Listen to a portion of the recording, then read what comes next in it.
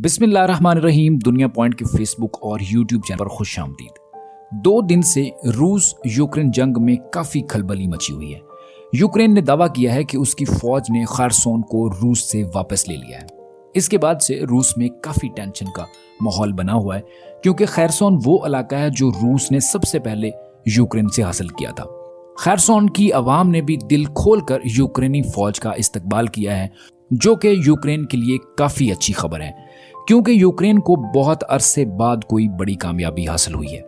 मगर अभी रूस की फौज मुकम्मल तौर पर खैरसोन से बाहर नहीं निकली और ना ही रूस इतनी आसानी से अपनी फौज को खैरसोन से बाहर निकालता हुआ नजर आ रहा है। और हो सकता है कि रूस दोबारा बड़ी ताकत के साथ हमला करने की कोशिश करे, लेकिन अगर रूस हमला नहीं भी करता तो भी वो खैरसोन को मुकम्मल तौर पर तबाह करने की कोशिश ज़रूर करेगा, ताकि जो उसका इंफ्रास्ट्रक्चर बाकी बचा हुआ है वो भी ख़त्म हो जाए। यानी यूक्रेन के लिए इतनी आसानी से रास्ता साफ होता हुआ दिखाई नहीं देगा। लेकिन अगर ओवरऑल सिचुएशन को देखें तो रूस को कोई खास फर्क नहीं पड़ेगा, मगर रूस के लिए हालात जो हैं वो पहले से सख्त हो जाएंगे, क्योंकि सर्दी शुरू होने के बाद रूस ने यूक्रेन को काफी नुकसान पहुंचाया है। जैसे कि बिजली और गैस के स्टेशंस को तबाह किया था, तो यूक्रेन के लिए काफी मसाइल पैदा हुए थे।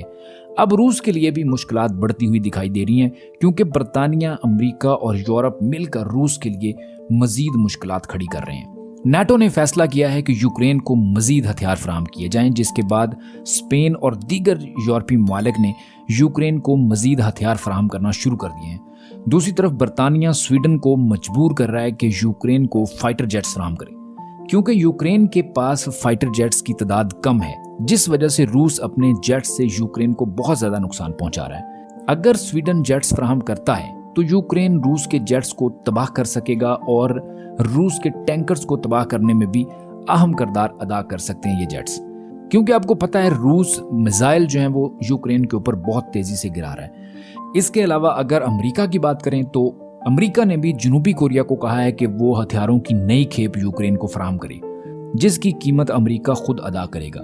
आपको पता है अमेरिका रूस को नुकसान पहुंचाने के लिए किसी हद तक भी जा सकता है। तो यूक्रेन के लिए अब जो है वो सूरत हाल काफ़ी ज़्यादा बेहतर दिखाई दे रही है और वो कॉन्फिडेंट नज़र आ रहे हैं। इसी वजह से यूक्रेन ने अब क्रीमिया को वापस लेने का भी ऐलान किया है। क्रीमिया चूंकि 2014 से रूस के पास है, मगर रूस क्रीमिया के ऊपर कोई भी समझौता नहीं करेगा, क्योंकि आपको याद है जब क्रीमिया पुल पर हमला हुआ था तो उसके बाद से यूक्रेन के लिए बहुत बड़े मसाइल खड़े हुए और रूस ने एक तरह से यूक्रेन के ऊपर धावा बोल दिया था। और ये सारी यूक्रेन के अंदर जो तबाही हुई है वो इसी हमले के बाद देखने में आई, क्योंकि इस हमले के बाद ही रूस ने अपनी फौज नए कमांडर सरगेई सोविकीन के हवाले करने का फैसला किया था। और जैसे ही सोविकीन आए तो यूक्रेन के लिए मुश्किलात के अंबार लग गए, क्योंकि सोविकीन के आने से पहले रूस हर रोज तकरीबन 5 से 6 मिसाइल फेंक रहा था यूक्रेन पर। लेकिन जैसे ही सोविकीन ने कमान संभाली तो उसने यूक्रेन पर हर रोज 35 से 40 मिसाइल दागना शुरू किए, जिसके बाद यूक्रेन को भारी नुकसान उठाना पड़ा। तो इसलिए यूक्रेन के लिए क्रीमिया पर हमला करना इतना आसान नहीं है। यूरोप, बरतानिया और अमेरिका हर मुमकिन कोशिश कर रहे हैं कि रूस के लिए मुश्किलात को बढ़ाते चले जाएं, क्योंकि तमाम ममालिक यूक्रेन के साथ खड़े हैं। और अब तक रूस के लिए जितनी भी मुश्किलात बढ़ी हैं वो इन्हीं तमाम मुल्कों की वजह से बढ़ी हैं, क्योंकि रूस के साथ सिर्फ एक मुल्क बेलारूस खड़ा है। आपको याद होगा पिछले दिनों जब एटमी हथियारों की बात हो रही थी, तब भी यूरोपियन ममालिक की जानब से यही कहा जा रहा था कि रूस ने बेलारूस में एटमी हथियार लगा रखे हैं, तो वो यहाँ से बेलारूस से एटमी हथियारों के जरिए हमला कर सकता है।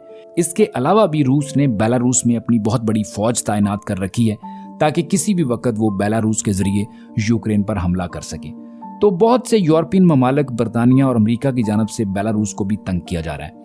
ये तमाम ममालिक यूनिवर्सिटीज़ में पढ़ने वाले बेलारूस के स्टूडेंट्स को भी इन्होंने निकालना शुरू कर दिया है और नए एडमिशन्स पर भी बेलारूस के तालिब इल्मों पर पाबंदी लगा दी गई है। लिथुआनिया, पोलैंड और जॉर्जिया समेत और भी काफ़ी मुल्कों ने बेलारूस के लोगों को किराए पर घर देने और नौकरी देने से भी मना कर दिया है। तो इस तरह ये तमाम ममालिक रूस को किसी न किसी तरह नुकसान पहुंचाने की कोशिश कर रहे हैं, ताकि रूस जंग से पीछे हटने की कोशिश करे। मगर रूस जंग को ख़त्म करता हुआ दिखाई नहीं दे रहा, क्योंकि रूस अब नई फौज भर्ती कर रहा है और बहुत तेज़ी से उनकी ट्रेनिंग भी की जा रही है। तो मुमकिन है कि इनको बहुत जल्द जंग में भी उतारा जाए। क्योंकि यूक्रेन के दावे के मुताबिक अब तक रूस के 1 लाख फौजी मारे जा चुके हैं। तो अगर इतनी बड़ी तादाद फौजियों की मारी जा चुकी है तो यकीनन रूस को नए फौजियों की जरूरत है। उधर से रूस ने भी ये दावा किया है कि अमेरिका उनके एटमी हथियारों के ठिकानों को निशाना बनाने का प्लान बना रहा है। अगर ऐसा होता है तो फिर यकीनन रूस और अमेरिका में डायरेक्ट जंग शुरू हो जाएगी, मगर लगता नहीं है कि अमेरिका ऐसी गलती करेगा, क्योंकि अमेरिका अगर ऐसी गलती करता है तो फिर रूस एटमी हथियार इस्तेमाल करने से भी गुरेज नहीं करेगा। तो ये सारी इस वक्त बैटल ग्राउंड की सूरत हाल है। लेकिन अंदरूनी मामलात को अगर देखें तो यूरोप मुकम्मल तौर पर अब इस जंग से थक चुका है, क्योंकि यूरोप में मसाइल बहुत तेजी से बढ़ रहे हैं। गैस और बिजली की शॉर्टेज और महंगाई की वजह से अवाम भी सड़कों पर है। इधर से अमरीकी अवाम भी बाइडन से यूक्रेन जंग को लेकर खासी नाराज है और अमरीकी कांग्रेस ने भी बाइडन से कहा है कि उन्हें जंग से अब पीछे हटना चाहिए, क्योंकि अमरीका ने इसमें काफ़ी ज़्यादा नुकसान उठा लिया है। तो ये तमाम ममालिक मिलकर किसी भी तरह रूस को हराना चाहते हैं, मगर रूस अब किसी भी तरह यूक्रेन को घुटनों पर लाना चाहता है। इसी वजह से कहा जा रहा है कि अब पुतिन को कत्ल करने की साजिश भी हो रही है। 15 और 16 नवंबर को इंडोनेशिया में G20 ममालिक का एक समिट हो रहा है, जिस पर खदशा जाहिर किया जा रहा है कि वहां पुतिन पर हमला हो सकता है। तो इस खदशे की वजह से पुतिन ने समिट में खुद जाने के बजाय अपने नुमाइंदे को भेजने का फैसला किया है, क्योंकि अब तक पुतिन को 10 दफा कत्ल करने की कोशिश की जा चुकी है, मगर खुशकिस्मती से पुतिन इसमें हर दफा बचते रहे हैं। अगर यूक्रेन इस वक्त अक्लमंदी का मुजाहरा नहीं करता तो यूक्रेन मुकम्मल तौर पर तबाह होता हुआ दिखाई दे रहा है, क्योंकि ये तमाम ममालिक ज्यादा अरसा तक यूक्रेन का साथ नहीं दे पाएंगे। फिर इसके बाद यूक्रेन अकेला होगा और रूस उसके साथ क्या करेगा इसका अंदाज़ा आप बखूबी लगा सकते हैं। अगर अब तक आपने हमारे चैनल को सब्सक्राइब नहीं किया तो चैनल को सब्सक्राइब कर लें और बेल आइकॉन को भी प्रेस कर लें, ताकि इस तरह की वीडियोस आप तक बआसानी पहुंचती रहें।